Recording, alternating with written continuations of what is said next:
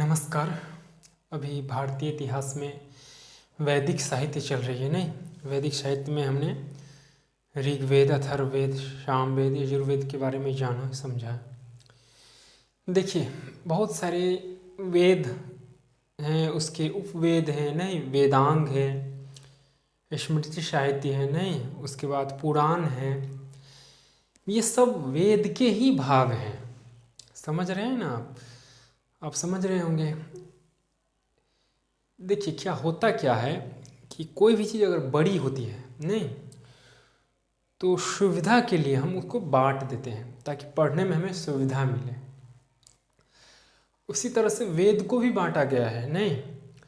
उसके छोटे छोटे पाठ हैं जो हम वेदांग करते हैं नहीं, उपनिषद सब जो हैं नहीं, स्मृतियाँ सब जो हैं नहीं, उसके बाद ब्राह्मण ग्रंथ सब जो हैं, तो पुराण सब बहुत सारी चीज़ें हैं। तो ये वेद के ही भाग हैं, उन्हीं को बांटा गया है नहीं, पार्ट पार्ट करके, ताकि पढ़ने में सुविधा हो। एकाएक अगर इतनी मोटी तीनों वेदों को एक ही मिलाकर रख देते तो कौन पढ़ेगा नहीं। अगर पढ़ेंगे भी तो बहुत रेयर, मतलब बहुत कम इसको जानेगा, समझ पाएगा नहीं, जान सकेंगे। और पार्ट पार्ट में डिवाइड कर दिया है छोटे छोटे रूपों में, ताकि हर घर में हर व्यक्ति तक वो पहुंच जाता है ना, पहुंच सके, और दाम भी कम लगती है और आसानी से आप पढ़ सको। अगर ये पढ़ लो तो फिर उसके बाद ये पढ़ो, ये पढ़ो, ये पढ़ो नहीं, ऐसे करके आप अच्छी तरह से समझ जाओगे। मेरा कहने का तात्पर्य ये है कि किसी भी चीज़ को बांटा इसलिए जाता है ताकि पढ़ने में सुविधा हो नहीं, ताकि बच्चे को या किसी को भी, वेद को ही बांटा गया है ना, इसलिए बांट दिया गया है ताकि उसको पढ़ने में सुविधा हो। पहले ये पढ़िए, ये पढ़िए, ये पढ़िए, सब वेद के ही अंग है नहीं। तो उधर डिटेल्स नहीं, मतलब उधर नहीं जाना चाहूँगा, हम वेद जान चुके हैं। कहने का तात्पर्य यही था कि कोई भी चीज़ बड़ी होती है उसको बांट दिया जाता है सुविधा के लिए, ताकि पढ़ने में लोगों को सुविधा मिले। ठीक, हम वैदिक साहित्य में उत्तर वैदिक काल में प्रवेश कर चुके हैं नहीं। उत्तर वैदिक काल की एक वीडियो भी अपलोड हो चुकी है, अब जाकर देख लीजिए, उसके बाद ये वीडियो देखिएगा आज वाली नहीं। आज हम आर्थिक जीवन यानी कि उत्तर वैदिक काल के आर्थिक जीवन के बारे में जानेंगे। उसके बाद राजनीतिक व्यवस्था होगी, उसके बाद आश्रम व्यवस्था, 4 पुरुषार्थ जो रहता है वो, और उसके बाद 6 वेदांग नहीं, 4 उपवेद और स्मृति ग्रंथ, फिर 16 संस्कार, और उसके बाद रामायण, महाभारत, गीता का काल आएगा, उसके बाद बुद्ध काल में प्रवेश करेंगे। इस तरह से धीरे धीरे हम आगे बढ़ेंगे, आराम आराम से, क्रम से हम आगे की ओर बढ़ रहे हैं। हाँ, कुछ चीज़ें हैं जिसकी वीडियो मैं अपलोड नहीं कर पाता हूँ, जैसे साइंस हो गई नहीं, जीके के भी अपलोड नहीं हो रही है। हाँ, यूज़ अप जो करवाते थे नहीं, टेंस का भी सोच रहा हूँ। तो यकीन मानिए मेरे पास समय का अभाव रहता है, मैं लगभग हर वीडियो में कहता हूँ ये बातें। तो समय मिलेगा तो यकीन मानिए मैं उसको लेकर आपको उसको करवा कर मैं अपलोड कर दूँगा। फ़िलहाल जो मैं करवा रहा हूँ उस पर फोकस करिए। जो भी मैं वीडियो डाल रहा हूँ उसको आप एक अच्छी नोट्स बनाकर देखिए, नोट्स बना लीजिए, वो आपकी संपत्ति हो जाएगी। शुरू करते हैं उत्तर वैदिक काल, आर्थिक जीवन। देखिए, लोहे का प्रयोग प्रारंभ। अथर्ववेद में लोहे का अर्थ में कृष्ण अयस्क और श्याम अयस्क की चर्चा हुई है। मैं बार बार चर्चा कर रहा हूँ। देखिए, लोहे का प्रयोग प्रारंभ हुआ उत्तर वैदिक काल में नहीं, लोहे का प्रयोग प्रारंभ हुआ उत्तर वैदिक काल में हो गया। अथर्ववेद में लोहे का अर्थ में, अथर्ववेद में लोहे के अर्थ में कृष्ण अयस्क और श्याम अयस्क की चर्चा हुई है। अब आप समझने वाली बात है कि लोहे का जब प्रयोग होना शुरू हो गया नहीं, तो खेती व्यवस्था भी अधिक हुई होगी। जबकि हम पिछली वाली वीडियो में ऋग्वेदिक काल में चर्चा हुई है कि उसमें काबिलाई व्यवस्था थी नहीं, लोग एक जगह से दूसरे जगह गायों को लेकर जाते थे, उन्हें चराते थे, वैसे ही छोड़ देते थे, जो मिलता था वो खाते थे और पशु चारा यानी कि पशुपालन पर निर्भर रहते थे। नहीं, उसी का दूध वगैरह सब पीकर रहते थे। नहीं, खेती की उतनी नॉलेज नहीं थी उस समय। लेकिन यहाँ पे हल की बात हो रही है, हल आ गई तो हल आ गया तो खेती भी होगी। नहीं, खेती होगी तो स्वाभाविक सी बात है। जब हम ऋग्वेदिक काल में पढ़े थे कि लोग एक जगह से दूसरी जगह जाते थे, नहीं, एक काबिलाई से दूसरी जगह, लेकिन जब कृषि हो जाएगी तो क्या होगा, लोग अस्थायी रूप से बसना शुरू कर देंगे क्योंकि उसे भोजन वहीं से मिल जाएगा। फिर ज़मीन का भी महत्व हो जाएगा, जबकि ऋग्वेदिक काल में ज़मीन का महत्व वैल्यू उतनी नहीं थी। उत्तर प्रदेश में अतिरंजी खेरा, यूपी में एक अतिरंजी खेरा एटा जिला है से 16 प्रमाण मिला है। नहीं सॉरी, उत्तर यूपी में अतिरंजी खेरा एटा जिला है जहाँ से लोहे का प्रमाण मिला है, जो ये शो करता है कि 1000 BC का लगभग ये लोहा माना गया है, यानी कि उत्तर वैदिक काल का। ठीक, एक बार और मैं बोल दूँ, उत्तर प्रदेश के अतिरंजी खेरा एटा जिला से लोहे का प्रमाण मिला है जो कि 1000 BC का माना जाता है। ठीक, आर्य पशुपालन की व्यवस्था से निकलकर कृषि प्रधान अर्थव्यवस्था में प्रवेश कर गए। स्वाभाविक सी बात है, जब लोहे का प्रयोग हुआ, खेती के बारे में लोग जानने लगे तो कृषि में प्रवेश कर गए। ठीक, और इस तरह से एक जगह टिकर खेती करने लगे। अभी मैं बोला हूँ कि जैसे ही कृषि के बारे में नॉलेज हो गई तो ज़मीन का वैल्यू बढ़ेगा।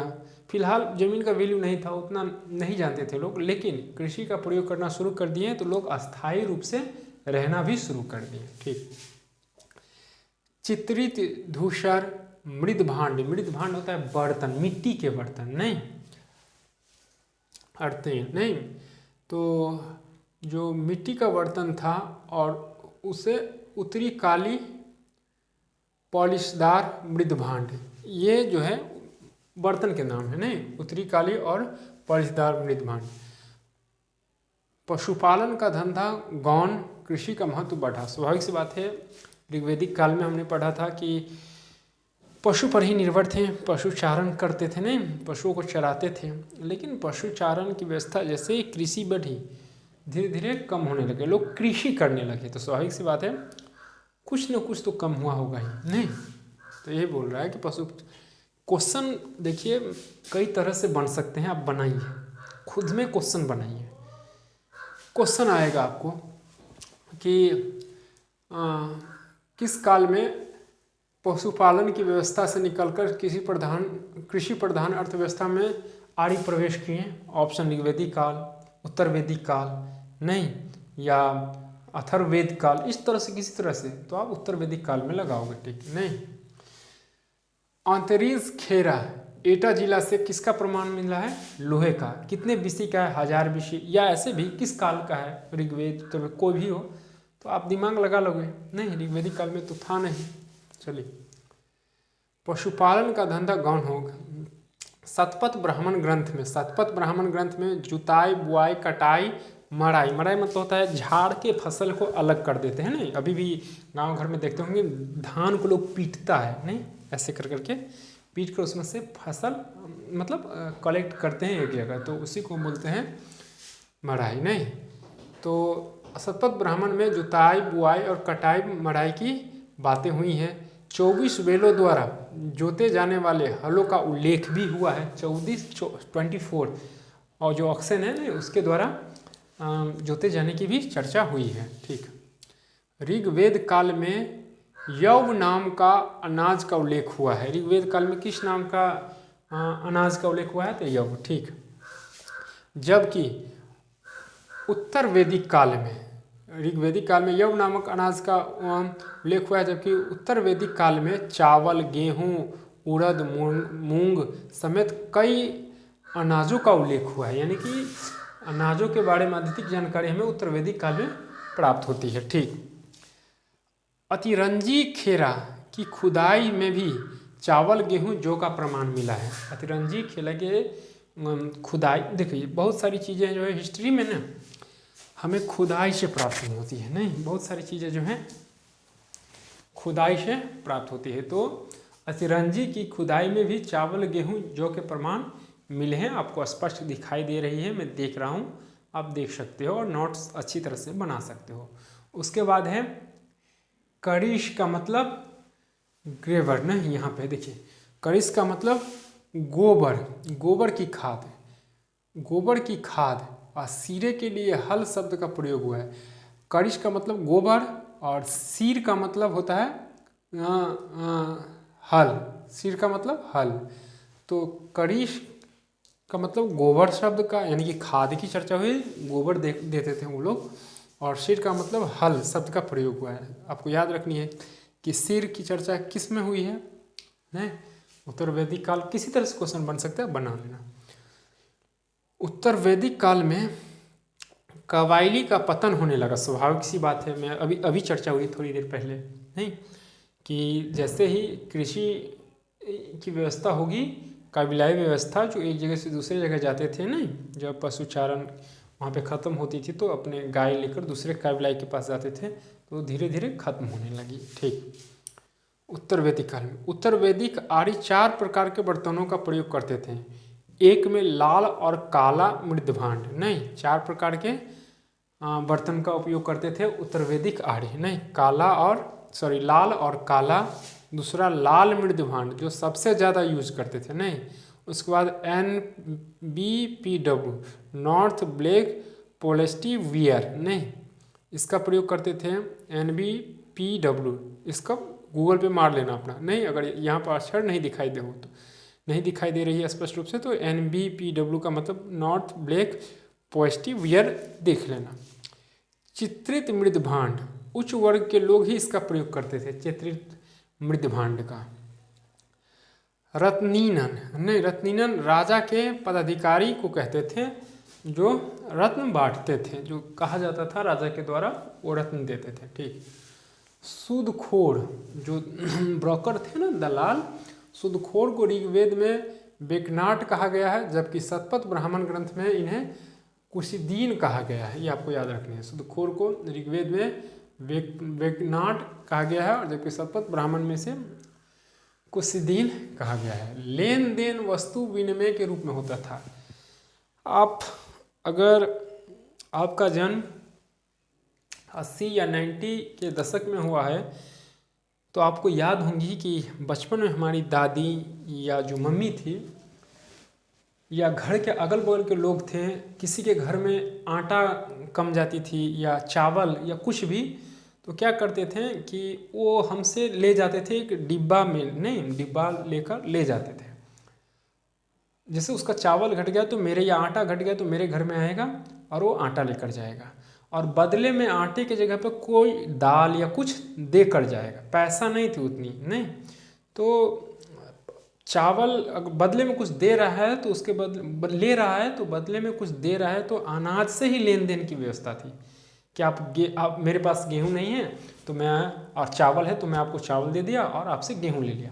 आपके पास गेहूं है और मेरे पास चावल है, तो आप गेहूं दे दो और चावल ले लो। इस तरह से वस्तु को क्या करता था, वस्तु विनिमय करके कुछ लिया जाता था।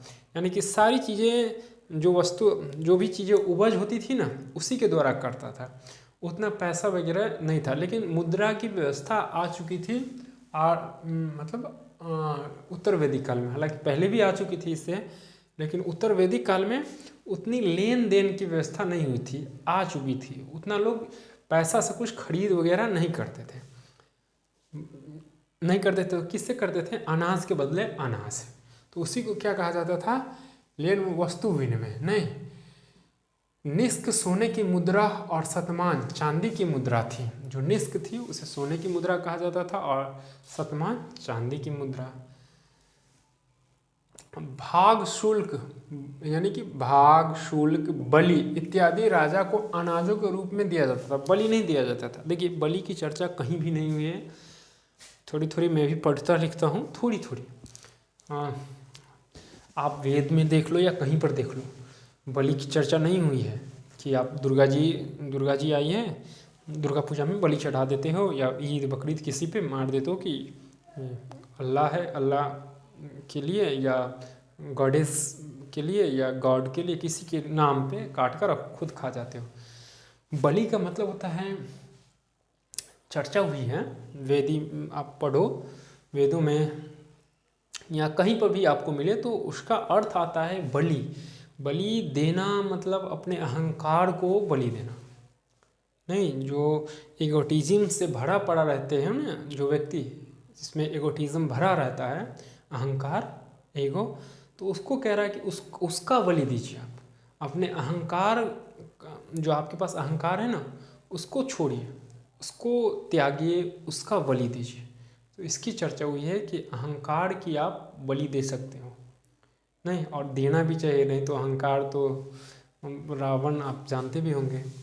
तो इसकी चर्चा हुई है, न कि ये बलि देना पशु को काट कर, ये सब इधर आकर लोग करने लगे, लेकिन इसकी चर्चा नहीं है। बलि का मतलब होता है अपने अहंकार को, जो आपके पास अहंकार है उसका बलि दे दोगे तो आप हम्बल हो जाएगा, विनम्रता आप में आ जाएगी। नहीं, तो अहंकार की बलि देने की बात हुई है।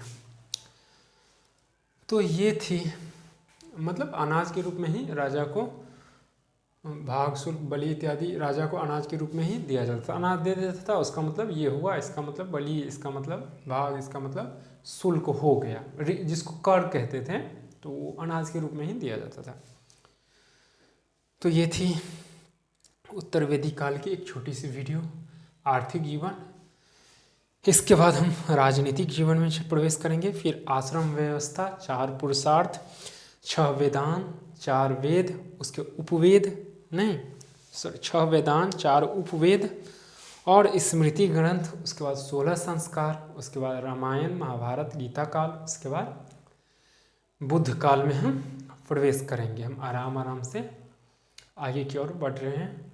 उम्मीद है आप अच्छी तरह से नोट्स बनाते हुए चलेंगे मेरे साथ, तो ठीक है। वीडियोस लंबी नहीं करनी है, लाइक शेयर सब्सक्राइब जरूर कर दीजिएगा। तो मिलते हैं अगली वीडियो में। नमस्कार।